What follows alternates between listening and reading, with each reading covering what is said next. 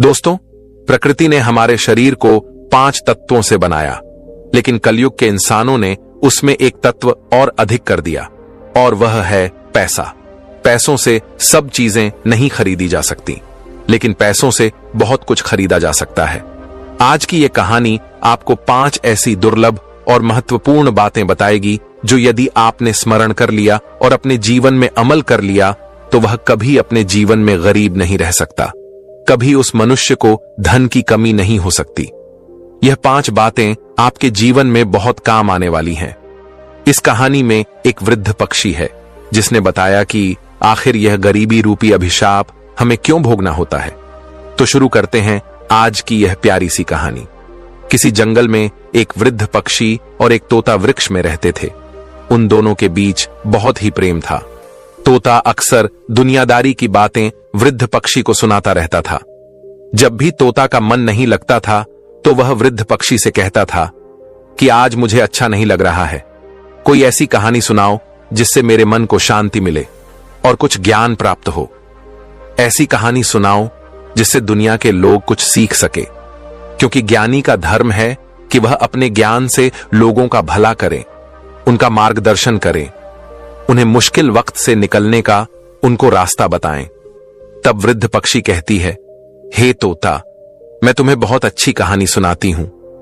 यह कहानी लोगों की गरीबी मिटा देगी, लोगों को धनवान बना देगी। तुम इस कहानी को ध्यान देकर सुनना।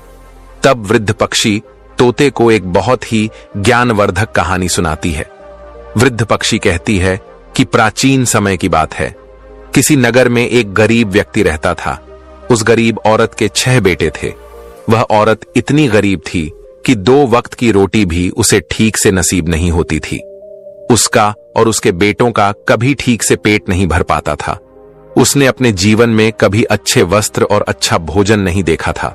वह गरीब महिला अपने साथ अपने बेटों को भी लेकर एक साहूकार के यहां नौकरी किया करती थी, और साहूकार उसे नौकरी के बदले में प्रतिदिन 3 पाई जौ दिया करता था। वह 3 पाई जौ के दाने अपने घर पर लेकर आती थी, तब कहीं अपने लिए घर पर भोजन बना पाती थी। उन 3 पाई जौ के दानों से जो भोजन बनता था उसे उस गरीब महिला का और उसके बेटों का कभी पेट नहीं भर पाता था, क्योंकि उसका बहुत विशाल परिवार था, इसीलिए भोजन बहुत कम हो जाता था। परिवार के अधिकतर लोग भूखे रह जाते थे। वह महिला पर ही लिखी तो थी नहीं, और ना ही वो कभी अपने बेटों को पढ़ा पाई थी, इसीलिए कहीं ढंग का काम भी नहीं मिलता था। पेट पालने के लिए वह और उसके बेटे साहूकार का काम करने चले जाते थे। साहूकार की मजदूरी ही उसकी जीविका का साधन था। साहूकार भी बहुत चालाक आदमी था। वह जानता था कि इन अनपढ़ गवार को कोई काम तो देगा नहीं, और ना उनकी घर की स्थिति इतनी ज्यादा अच्छी है जो यह हर दिन बैठकर खा सके। इसलिए वह काम के बदले में केवल 3 पाई जौ देकर ही उन्हें बहला दिया करता था। संसार में आपकी कमजोरी का फायदा उठाने वाले बहुत बैठे हैं। जैसे बिल में रहने वाले मेंढक और छोटे छोटे जीवों को सांप खा जाता है, उसी तरह विरोध ना करने वाले को और कमजोर लोगों को धूर्त और चालाक लोग खा जाते हैं। साहूकार उस महिला को धमका कर रखता था, इसलिए वह भय की वजह से साहूकार के यहां काम करती थी और उस काम धंधे को त्याग नहीं पाती थी। दिन भर काम करने के बाद भी उनका कभी ठीक से पेट नहीं भर पाता था। एक समय की बात है, वह गरीब महिला शाम के समय अपने चूल्हे में लकड़ी जला रही थी। वह भोजन बनाने की तैयारी कर रही थी। तब तक वह क्या देखती है कि पड़ोस में रहने वाली एक वृद्ध माता उसके पास आती है और कहती है, अरे बेटी, तुम रोज इसी तरह से साहूकार के यहां काम करने के बाद घर आती हो, और शाम को आने के बाद तुम अपने लिए भोजन बनाती हो, तब कहीं जाकर तुम खाती हो, और सुबह को फिर जल्दी साहूकार के यहां काम पर चली जाती हो। तुम एक काम क्यों नहीं करती? तुम्हारे 6 बेटे हैं, तुम इनमें से अपने एक बेटे का विवाह कर दो। तुम्हारे घर में जब बहू आ जाएगी तो तुम्हारे लिए काफी सुविधाएं हो जाएंगी, वो घर को संभाल लेगी। उस वृद्ध माता को नहीं मालूम था कि महिला के ज्येष्ठ बेटे का विवाह पहले ही हो चुका है।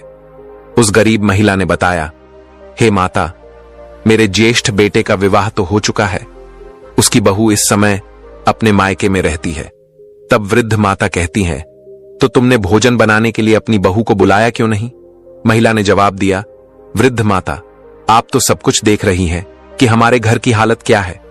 न तो बारिश से बचने के लिए सर पर छत है और न लेटने बैठने के लिए कोई चारपाई। बहू को बुलाकर हम उसे कहां रखेंगे? और हमारे घर पर कोई अच्छे सही सलामत वस्त्र भी नहीं है जिन्हें बिछाकर वह बेचारी रात बिता सके। यहां अपने लिए भी पेट भरने को भोजन नहीं है। बहू आ जाएगी तो उसका खर्च कैसे करेंगे? इसलिए हम बहू को नहीं लाते हैं। तब वह वृद्ध माता पूछती है, अरे बेटी, तुम्हारे पुत्र की शादी हुए कितना समय हो चुके हैं? तब वह गरीब महिला कहने लगी, अरे माता जी, हमारे पुत्र की शादी हुए 2 साल हो चुके हैं। माता जी ने पूछा कि जब 2 साल हो चुके हैं तो क्या तब से लेकर अब तक तुम्हारी बहू तुम्हारे घर पर नहीं आई है? गरीब महिला ने कहा, हां, वह मेरे घर पर अभी तक नहीं आई है क्योंकि हमने उसे बुलाया ही नहीं। तब बुढ़िया कहती हैं, बेटी, तुम ऐसे कब तक परेशान रहोगी, इसलिए अपनी बहू को अपने घर बुलवा लो। उस महिला ने जवाब दिया, माताजी, हमें माफ करना, हमारे पुत्र के पास में सही सलामत वस्त्र भी नहीं है जो उन्हें पहनकर वह अपने ससुराल जाकर बहू को बुला लाए।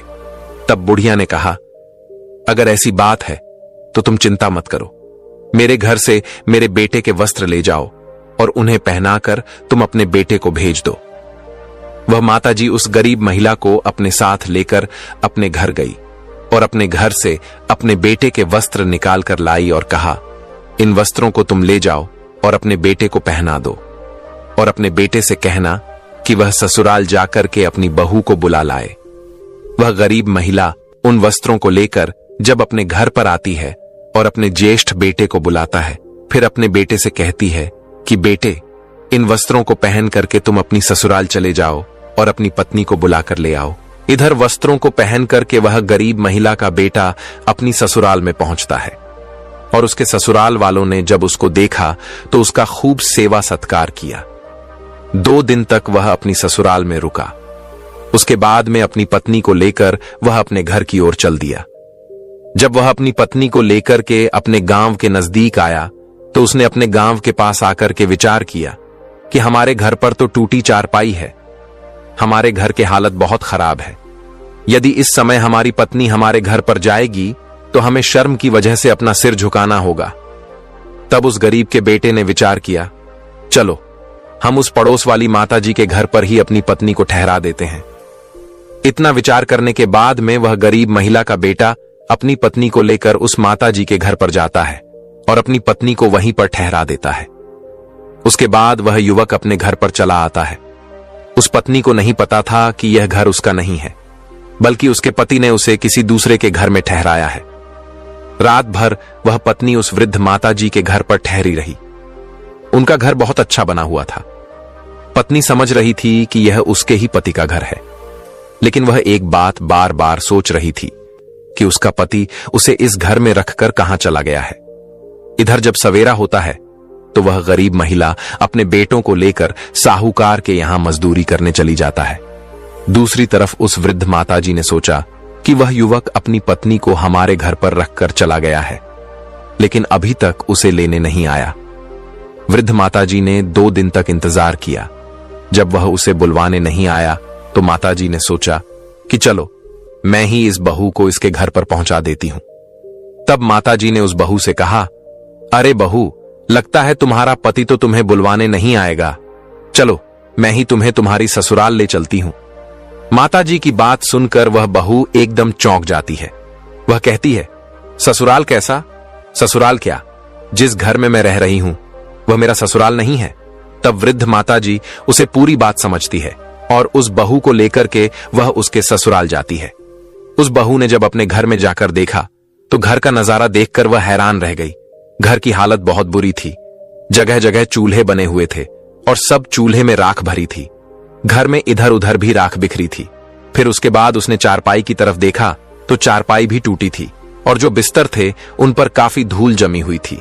घर की छत आधी टूटी हुई थी। घर के अंदर की दीवारें धुएं से काली हो गई थीं। पूरे बर्तन सब इधर उधर बिखरे थे। अपने ससुराल का ऐसा हाल देखकर बहू की आंखों में आंसू आ गए। वह बैठकर रोने लगी। इधर जो माताजी थी वह तो उसको उसके घर पर रखकर अपने घर चली आई। वह बेचारी अकेली अपने घर पर बैठकर अपनी किस्मत को कोसने लगी। वह बहू अपने घर की इस हालत को देखकर काफी देर तक रोती रही। उसके बाद उसने विचार किया कि अब चाहे रो या हंसू, रहना तो मुझे इसी घर में है, क्योंकि मेरा विवाह इसी घर में हुआ है। वह बहुत चतुर और बुद्धिमान थी। वह मन में सोचने लगी कि अब इस तरीके से रोने से कोई काम चलने वाला नहीं है, मुझे ही कुछ करना होगा। तब उस बहू ने बुद्धिमानी से काम लिया। वो घर की हालत ठीक करने में लग गई। बुद्धिमान लोग मुश्किल वक्त में भी घबराते नहीं हैं, बल्कि अपनी बुद्धि से काम लेकर स्थिति को अपने अनुकूल बना लेते हैं। वह बहू वहां से उठती है और जितने घर में चूल्हे बने हुए थे उन सभी चूल्हे को एक एक करके फोड़ देती है और उन चूल्हे में से एक चूल्हा रहने देती है और घर के सभी बिस्तरों को अच्छी तरह से साफ करती है। सारे बर्तनों को धोकर एक जगह रखती है। काली काली जो दीवारें थीं उनकी पुताई करके साफ सुथरा बना देती हैं। इस तरह से सफाई करके उसने अपने घर की सूरत बदल दी। इसीलिए तो स्त्री को घर की लक्ष्मी कहा जाता है। स्त्री ही घर की शोभा होती है। इधर वह बहू उस टूटे फूटे नर्क जैसे घर को साफ सुथरा बना देती है। उसे काम करते करते शाम हो जाती है और वह अपने पति के आने का इंतजार करती है। काफी अंधेरा हो गया था, लेकिन उसका पति अपने भाइयों के और अपनी माता के साथ अभी तक लौटकर घर पर नहीं आया था। तो वह बहू घबराने लगती है और सोचती है कि मैं इस घर में अकेली हूं, मेरा पति अभी तक नहीं आया है, कोई दुष्ट आदमी मेरे घर में ना घुस आए। उसके मन में इस तरह की बातें चल रही थीं। तब वह क्या देखती है कि उसकी सास अपने बेटों के साथ घर के अंदर आती है। जब वह घर में घुसते हैं तो घर के अंदर का नजारा देखकर दंग रह जाते हैं। उसने देखा कि घर का तो हुलिया ही बदल गया है। वह अपनी बहू से जाकर पूछता है कि बहू, यह तुमने क्या किया? अपने घर में इतने सारे चूल्हे थे, तुमने उन चूल्हे को क्यों फोड़ दिया? तब वह बहू कहने लगी, मां जी, मुझे माफ करना, आज से केवल इस घर में एक ही चूल्हा रहेगा और सभी के लिए मैं भोजन बनाकर दूंगी। किसी को अलग चूल्हा में आग जलाने की जरूरत नहीं है। बहू की ऐसी बातें सुनकर उसकी सास और उसके देवर सब बहुत प्रसन्न हो जाते हैं। उसके बाद जो 3 पाए जौ दाने साहूकार ने उसे दिए थे वह उसने अपनी बहू को दे दिए। बहू ने उससे उनका भोजन तैयार किया और सबको भोजन कराया, लेकिन उस भोजन से उनमें से किसी का पेट ठीक से नहीं भर पाया। वह बहू 2 दिन तक तो इसी तरह से उन्हें भोजन बनाकर देती रही, लेकिन वह भोजन उनके लिए पर्याप्त नहीं हो पाया। जैसे ही तीसरा दिन हुआ तब उसने अपने सास से कहा कि मां जी, आप रोजाना उस साहूकार की मजदूरी करने जाती हो और वह साहूकार आपको रोज 3 पाइज के दाने देता है। उन 3 पाई जौ से हमारा गुजारा नहीं हो पा रहा है। आज आप साहूकार के पास जब काम करने जाओगे तो जब शाम के समय में साहूकार आपको 3 पाई जौ देगा तो उससे कहना कि इन 3 पाई जौ से हमारा गुजारा नहीं चलता है, हमें कम से कम 3 गुना जौ और दीजिए, नहीं तो हम कल से काम पर नहीं आएंगे। बहू की बात सुनकर वह गरीब महिला कहती है, अरे बहू, तुम नहीं जानती हो, वह साहूकार बहुत ही कंजूस और दुष्ट है। अगर मैं उससे कहूंगा कि मुझे इससे 3 गुना ज्यादा बढ़ाकर दे दो तो साहूकार सनकी है, कहीं हमें मारने ना लग जाए। इसी वजह से मेरी उससे कहने की हिम्मत नहीं होती है। बहू ने जवाब दिया है, मां जी, आप परेशान मत होइए, आप जाकर कम से कम उससे यह बात कहकर तो देखिए, क्योंकि कई बार आदमी अपनी इन्हीं कमजोरियों की वजह से स्वयं को मिलने वाले लाभ से वंचित रह जाता है। उस समय वह अपने ही दिमाग से दूसरे के दिमाग को सोचता है और उन्हीं बातों को सोच सोचकर वह मनुष्य घबराता रहता है और उसी भय से स्वयं को मिलने वाले लाभ से वंचित कर देता है। बहू ने समझाया कि देखो, आप यह बात साहूकार से जरूर कहना, वह आपसे कुछ नहीं कहेगा। अगला दिन होता है। वह गरीब महिला अपनी बहू के कहने पर साहूकार के यहां काम पर जाती है।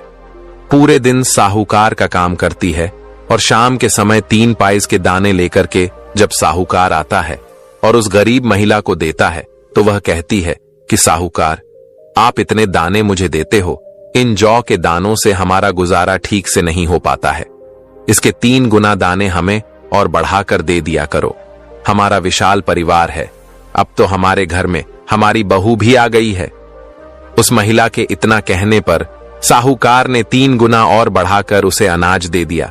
उस अनाज को लेकर वह गरीब महिला प्रसन्न होते हुए अपने घर चली जाती है। उसके बाद उस बहू ने उस अनाज को पीसकर भोजन बनाया। उस दिन सभी लोगों के पेट अच्छी तरह से भर गए। अब तो कुछ दिन तक इसी तरह से चलता रहा। एक दिन बहू ने फिर अपनी सास से कहा, माँ जी, आज जब आप काम पर जाओ तो साहूकार से फिर से कहना कि वह अनाज की मात्रा और बढ़ा दे। इतना हमारे घर के लिए पर्याप्त नहीं हो रहा है। तब उसकी सास बोली, अरे बहू, क्या पागल हो गई हो? पिछली बार तो उसने बढ़ा दिया था। यदि अब मैंने उससे कहा तो वह मुझे बहुत गुस्सा करेगा।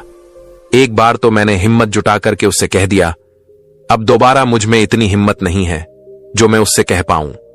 तब उस बहू ने कहा, माँ जी, आप घबराइए मत। आपका साहूकार आपको कोई हानि नहीं पहुंचाएगा। आप उस साहूकार के पास बिना घबराए जाइए और उससे यह बात कहना कि कुछ दानों की मात्रा और बढ़ा दें। वह जरूर आपकी बात मान लेगा। अब तो वह गरीब महिला अपने बेटों को लेकर साहूकार के यहां काम पर जाती है और पूरे दिन काम करती है। जब शाम को साहूकार उसे जौ के दाने देता है तो गरीब महिला ने उसे हाथ जोड़ करके कहा, साहूकार जी, आप जौ के दानों की मात्रा और बढ़ा दीजिए। इतने से हमारा गुजारा नहीं हो पाता है। गरीब महिला की मांग सुनकर उस साहूकार ने 3 गुना जौ और बढ़ाकर दे दिए। अब तो वह सभी लोग बहुत खुश होते हुए अपने घर को चले आते हैं। अब इस प्रकार से वह बहू उस अनाज में से 3 पाई जौ रोजाना बचाकर रख लेती थी। धीरे धीरे कई दिन बीत गए। उसने अनाज बचा बचा कर काफी अनाज इकट्ठा कर लिया और एक दिन अपने सास से बोली, माँ जी, इस तरीका से आप यदि मजदूरी करते रहे तो हम अपनी जिंदगी में कुछ नहीं कर पाएंगे। मनुष्य को उन्नति के लिए अपनी सोच को बदलना चाहिए। जो अपनी सोच को कुएं के मेंढक की तरह रखता है वह कभी तरक्की नहीं कर पाता है। उसका जीवन केवल गुलामी करने में निकल जाता है। छोटी सोच मनुष्य को गरीबी के दलदल से बाहर नहीं निकलने देती। जब आदमी बड़ा सोचता है तभी वह कामयाबी पाता है। समय के साथ मनुष्य को बदलते रहना चाहिए और सोचते रहना चाहिए। आगे गरीब महिला की बहू ने उससे कहा, माँ जी, आप कोई स्वयं का धंधा खोल लीजिए। जब हम कोई अपना काम करेंगे तो हमें उसमें अधिक मुनाफा होगा। अपनी बहू की बात सुन के वह बोली, अरे बहू, कैसी बातें करती हो? भला हमारे पास है ही क्या जो हम अपना काम कर सके? तब बहू कहती है, माँ जी, मैं रोजाना जौ बचाकर रख लेती थी। अब हमारे पास काफी अनाज इकट्ठा हो चुका है। आप उस अनाज को बाजार में बेच आओ और बाजार में कोई दुकान देख लो और अपनी छोटी सी दुकान खोल लो। जब हमारा खुद का काम हो जाएगा तो हमें अच्छा मुनाफा हो जाएगा। गरीब महिला बोली, बहू, तुम कहती तो ठीक हो, लेकिन अगर यह बात साहूकार को पता चल गई तो वह हमें बहुत गुस्सा करेगा। बहू ने कहा, माँ जी, आप साहूकार के गुलाम नहीं हो। हमारी मर्जी, हम काम करें या ना करें। उस गरीब औरत ने वैसा ही किया जैसा उसकी बहू ने बताया था। इसलिए उस दिन से साहूकार के काम पर जाना बंद कर दिया और बाजार में एक दुकान देख ली और वह अनाज बेचकर महिला ने अपनी एक दुकान खोल ली। धीरे धीरे उसकी दुकान अच्छी तरह से चलने लगी। अब उसकी गुजर बहुत अच्छे से होने लगी। शाम को जब वह दुकान से लौटकर अपने घर आती और अपने परिवार के साथ बैठकर प्रेम से भोजन करती थी तो एक दिन बहू ने फिर उसे एक बात बताई। बहू बोली कि माँ जी, जब भी आप घर पर आया करो तो कुछ ना कुछ लेकर आया करो। अगर कुछ ना मिले तो आपको रास्ते में जो कुछ मिल जाए उसे ही उठा ले आया करो। ऐसा करने से घर में धन की वृद्धि होती है। आज से घर पर जब भी आओगे तो खाली हाथ नहीं आओगे। सास ने जवाब दिया, ठीक है बहू, हम आज से ऐसा ही करेंगे। इधर अगला दिन हुआ और वह गरीब महिला अपनी दुकान पर पहुंची। अपने सभी बेटों के साथ पूरे दिन दुकान पर रहती है और शाम को जब घर पर आती थी तो कुछ न कुछ लेकर आती थी। चाहे रास्ते में उसे एक कागज ही मिल जाता तो वह उसे ही उठा लाती थी। बहू उस चीज को ठीक से कोने में संभाल कर रख देती थी। इस तरह से कुछ दिनों तक ऐसा ही चलता रहा। एक दिन क्या होता है कि उसकी सास जब दुकान से लौटकर घर की ओर आ रही थी तो उसे घर पर ले जाने के लिए कुछ भी नहीं मिला। तो वह सोचने लगी कि यदि मैं खाली हाथ घर पर गई तो बहू मुझसे पूछेगी तो मैं क्या कहूंगा। तब वह हम पर बहुत नाराज होगी। तब उसने देखा कि रास्ते में एक मरा हुआ सर्प था। वह गरीब महिला सर्प के पास में गई और सोचने लगी यह तो मरा हुआ सर्प है, क्यों ना आज मैं इसको ही घर पर ले जाऊं। उसके बाद वह एक लाठी से उस सर्प को उठाती है और अपने घर पर ले आती है। इधर जब उसकी बहू देखती है कि उसकी सास एक मरे हुए सर्प को घर में लाई है, तो वह कहती है, अरे माँ जी, आज आप यह क्या ले आए हो? यह तो सर्प है, यह कोई घर में लाने की चीज नहीं है।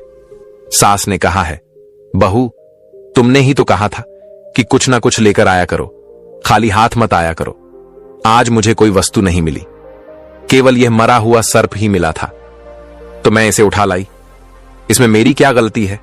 बहू बोली, कोई बात नहीं, इसे छत के ऊपर फेंक दीजिए। उस बहू ने उस सर्प को अपनी छत के ऊपर फेंक दिया। एक दिन उसी नगर के राजा की रानी का एक कीमती हार एक चील लेकर आकाश में उड़ गया, और वह चील उस हार को लेकर के उस बहू के घर की छत के ऊपर से गुजरा। चील की नजर छत पर गई और उस मरा हुआ सर्प दिखाई दिया। चील जो कीमती हार लेकर आया था, वहां हार तो उसने छत पर ही छोड़ दिया और उस मरे हुए सर्प को उठाकर ले गया। इधर अगले दिन वह बहू अपने कपड़े सुखाने के लिए छत पर पहुंची तो उसकी नजर उस हार पर गई। वह उस हार को उठा लाती है और उस कीमती हीरे के हार को देखकर बहुत प्रसन्न होती है। उसने वह हार अपनी संदूक में छुपा कर रख दिया। इधर पूरे नगर में यह बात फैल गई कि रानी का हार चील लेकर चला गया। राजा ने पूरे नगर में घोषणा करवा दी और अपने सैनिकों को चारों दिशाओं में भेज दिया कि पता करो कि वह चील उस हार को लेकर कहां गया है।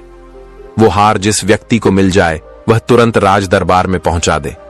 वह हार हमारी रानी का है, जो कोई उस हार को पहुंचाएगा उसे हम बहुत सारा इनाम देंगे।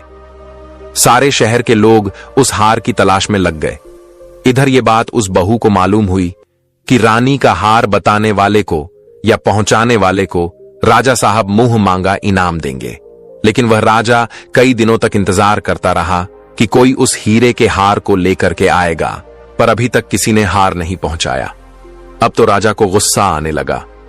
राजा अपने सैनिकों से और मंत्रियों से कहता है, जल्दी से पूरे नगर में यह खबर फैला दो कि वह हार अभी तक कोई लेकर नहीं आया है। अगर वह हार किसी को मिल गया और अगर किसी के घर में रखा पाया गया तो राजा उसे कठोर दंड देंगे। यह खबर उस गरीब महिला को जब पता चलती है तो वह अपनी बहू से कहती है, बहू, राजा का हार चोरी हो गया है। पहले तो राजा ने हार देने वाले को इनाम की घोषणा की थी, लेकिन अब राजा ने कहा है कि जिसके पास हार होगा उसे सजा दी जाएगी। बहू तो जानती थी कि वह हार उसी के पास है, लेकिन उसने अपने सास को नहीं बताया। बहू ने अपने सास से कहा कि मां जी, आप एक काम करिए, एक झूठ मूठ की पत्री लेकर राजा के दरबार में ज्योतिषी बनकर जाइए और राजा के सामने पत्री खोलकर राजा से कहना कि आपका कीमती हार आपके महल के पीछे कचरे के ढेर में है। बहू की बात सुनकर वह महिला घबरा गई और कहने लगी, बहू, तुम पागल हो गई हो क्या? अरे, मैं उस हार के बारे में जानती तक नहीं हूं। अगर मैं राजा के सामने जाकर झूठ बोलूंगी तो राजा मुझे दंड देगा। बहू ने जवाब दिया, मां जी, आप घबराते क्यों हो? मैं जो कह रही हूं आप उसे करिए। इस प्रकार से उस गरीब बहू की बातों पर उस महिला ने विश्वास कर लिया, क्योंकि आज तक उस बहू के बताए हुए रास्ते पर ही वह चलती आ रही थी। अब तो वह झूठ मूठ की ज्योतिषी बन गई और प्रथि पथरा लेकर राजा के दरबार में पहुंच गई और राजा से कहा, महाराज, मैं एक बहुत ही विद्वान ज्योतिषी हूं। मैंने आपके हार का पता लगा लिया। आपका हार आपके महल के पीछे कचरे में है। राजा ने जब उसकी बातों को सुना तब राजा ने अपने सिपाहियों को बुलवाया और कहा कि जाइए, हमारे महल के पीछे जो कचरा है उसमें से हार को ढूंढिए। राजा के सिपाहियों के पहुंचने से पहले वह हार उस बहू ने राजा के महल के पीछे जाकर फेंक दिया और हार को फेंक करके वह चुपचाप अपने घर लौट गई। इधर राजा के सिपाही जब उस हार को ढूंढने के लिए राजा के महल के पीछे गए तो उनको वह हार मिल गया। वह हार लाकर के उन्होंने राजा को सौंप दिया। तब वह राजा उस गरीब महिला से बहुत ही प्रसन्न होता है और कहता है कि तुमने हमारा हार बता दिया है, इसलिए हमसे तुम कोई भी वरदान मांग लो। तब वह महिला कहने लगी, हे राजा साहब, आप हमें माफ कर दीजिएगा। हम अपने घर में जाकर के अपनी बहू से और अपने बच्चों से सलाह करने के बाद ही आपसे कुछ मांगेंगे। तब राजा ने कहा, ठीक है, जाओ, तुम अपने बहू और बच्चों से सलाह लेकर के आओ। अब वह गरीब महिला अपनी बहू के पास आती है और कहती है कि वह राजा मुझसे कोई इनाम मांगने के लिए कह रहा है, मैं क्या मांगूं? तब बहू कहती है कि मां जी, आप जाए और पहले राजा से आप वचन ले लेना, फिर उसके बाद में जब वह राजा वचन दे दे तब उससे मांगना। कहना कि महाराज, इस बार जब दिवाली आएगी तो किसी के घर में भी दिया ना जले, नगर का कोई भी व्यक्ति अपने घर में दिया ना जलाए, राजा से आप इतना ही मांग लेना। बहू की बात सुनकर वह गरीब महिला घबरा गई और कहने लगी, बहू, यह तुम क्या कह रही हो? यह बात सुनकर तो राजा मुझे फांसी पर लटका देगा। तब बहू ने कहा, मां जी, आप घबराइए नहीं, मैं आपसे जो कह रही हूं आप उसे करिए। अब बहू के बार बार आग्रह करने पर वह गरीब महिला राजा के पास जाती है और राजा से कहती है कि राजा साहब, पहले आप वचन दीजिए, तभी हम आपसे मांगेंगे। यदि आप वचन नहीं दोगे तो हम नहीं मांगेंगे। राजा ने वचन दिया और कहा कि आप जो मांगोगे हम वही आपको देंगे। तब उस महिला ने राजा से वही बात कह दी जो उसकी बहू ने बताई थी। इस बार दिवाली आ रही है और हमारी आपसे मांग है कि इस बार दिवाली पर नगर का कोई भी व्यक्ति अपने घर दीपक ना जलाए।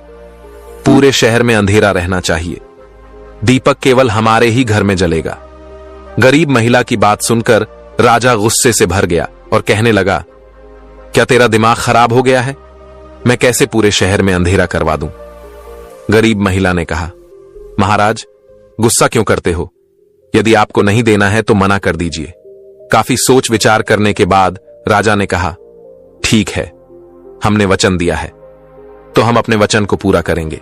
राजा ने पूरे शहर में मुनादी करवा दी कि इस बार दिवाली पर कोई दिया नहीं जलाए, केवल इस महिला के घर में ही दीपक जलेगा। अब वही होता है, और जब धनतेरस आती है तो किसी के घर में एक भी दिया नहीं जलता है, केवल उसी महिला के घर में उसकी बहू दीपक जलाती है। इधर जब शाम के समय माता लक्ष्मी रिद्धि सिद्धि को अपने साथ लेकर उसी नगर में आती है तो माता लक्ष्मी ने देखा कि आज पूरे नगर में, पूरे शहर में अंधेरा ही अंधेरा है। माता लक्ष्मी ने रिद्धि सिद्धि से कहा, भला यह क्या बात है?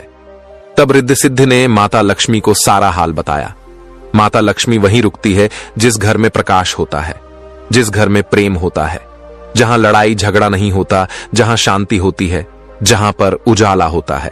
अब लक्ष्मी रिद्धि सिद्धि को अपने साथ लेकर पूरे शहर में प्रकाश ढूंढने लग जाती है।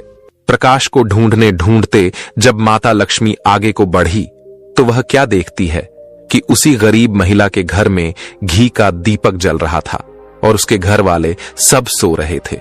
इधर माता लक्ष्मी उस गरीब के घर में जाकर बैठ जाती है और उसके घर पर अपनी कृपा बरसा देती है। उसकी छोटी सी झोपड़ी को महल में बदल देती है और उसके घर को धन दौलत से भर देती है। सुबह जब उस बहू की आंख खुलती है तो उसने देखा कि उसका घर तो एक भव्य महल के रूप में बदल चुका है। उसने अपने पति और देवर को जगाया तो सब लोग यह देखकर बहुत प्रसन्न होते हैं। उनकी आंखों में खुशी के आंसू छलक आते हैं। इधर जब दिवाली समाप्त हो जाती है तो बहू ने अपने सास से कहा, मां जी, आप राजा के पास चले जाइए। पूरे नगर में दिवाली ना जलने के कारण राजा बहुत गुस्से में होगा। राजा से कहना कि हमारे नगर पर बहुत दिग्गज विपत्ति आने वाली थी, सो अंधेरा होने के कारण वह विपत्ति टल गई।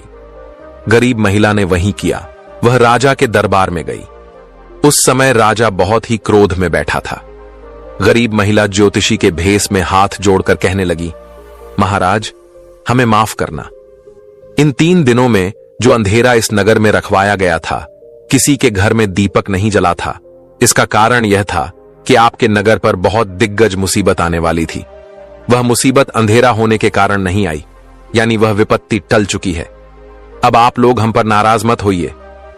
इस बात को सुनकर के राजा बहुत प्रसन्न होता है। बाद वह राजा उस गरीब महिला को और भी बहुत सारा मुंह मांगा इनाम देता है। वृद्ध पक्षी आगे तोता से कहती है कि तोता, एक बुद्धिमान बहू की चतुराई से उनकी गरीबी अमीरी में बदल गई। नर्क जैसा दिखने वाला वह घर स्वर्ग बन गया। कहते हैं कि बुद्धिमानी और विवेक से किया गया काम हमेशा सफल होता है और वह आपको सुख की ओर ले जाता है। तब वृद्ध पक्षी बोली, हे तोता, जो मनुष्य मेरी इन 5 बातों को ध्यान नहीं रखता है वह हमेशा गरीबी से बंधा रहता है। नंबर 1, जो मनुष्य हिम्मत और साहस से खाली है, करने योग्य कार्य को भी समय पर नहीं करता, वह आदमी गरीब बना रहता है। नंबर 2, जो बुद्धि से सोचकर काम नहीं करता, जल्दबाजी में कर बैठता है, किसी काम को करने से पहले घबरा जाता है, वह हमेशा गरीब बना रहता है। नंबर 3, जो मनुष्य प्रयास नहीं करता, समय के साथ बदलता नहीं है और ऊंचा नहीं सोचता, वह गरीब बना रहता है। नंबर 4, जो मनुष्य दूसरों पर निर्भर रहता है, आत्मनिर्भर नहीं बनता, थोड़े से ही संतोष कर लेता है, वह हमेशा गरीब बना रहता है। नंबर 5, जिस घर में स्त्री नहीं होती, स्त्री का सम्मान नहीं होता, स्त्री को मारा पीटा जाता है। जिस घर में हर समय लड़ाई झगड़े होते हैं, जिस घर के पुरुष क्रोधी और उदंड होते हैं, जिस घर के पुरुष पराई स्त्रियों में अशक्त रहते हैं, उस घर से कभी गरीबी नहीं जाती। दोस्तों, इस प्रकार से वृद्ध पक्षी ने यह 5 बातें बताईं। जो इन 5 बातों को जीवन में याद रखता है, वह कभी गरीब नहीं रहता। तोता कहता है कि हे वृद्ध पक्षी, आपने मुझे बहुत सुंदर कहानी सुनाई। यह कहानी सुनकर कि हमारा समय बहुत अच्छा